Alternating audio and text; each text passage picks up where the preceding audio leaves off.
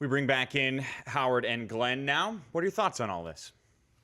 Well, I think that Bill O'Brien's made it quite clear that he has a desire to someday return to the National Football League, just in the fact that he said that's the top of his coaching profession. Not every coach would agree with that. There's a lot of guys, in fact, probably most career college coaches would say, no, that's two different separate entities in itself. But he said that, and the fact that he entertained or at least talked to the Browns and the Eagles last year, I think his desire, and gets a new agent, or reduces the buyout. So, where there's smoke, there's fire. And I'm sure if we're sitting around talking about it and everybody else talking about it, his players are home for the holidays, sitting around eating turkey, and they're saying, what's happened with Coach O'Brien? Same thing with recruits, probably even the guys on his staff.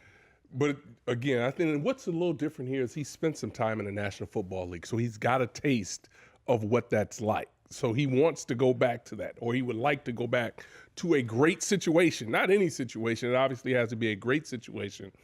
But I think one thing when you talk with him, you watch his interviews, he's committed right now to Penn State, and he's committed to whatever it is. Right now, it's Penn State. But if the right situation comes up, how could you blame him? We heard Pete just talk about it, and we all know this. He didn't sign up to be coaching under the circumstances that he is right now. But even so, he didn't run out either.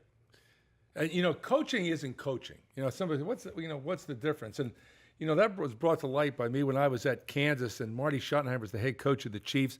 I knew Marty when he was the head coach of the Browns when I was at Kansas State. I tried to recruit his brother Brian, his son Brian, to Kansas, and he came there. But I was over at his house one night, and he said to me, he said, I've never been a college coach. He said, we're both coaches, but our jobs are not very much alike. I said, what do you mean? He said, well, first of all, you got to recruit guys. We just pick them.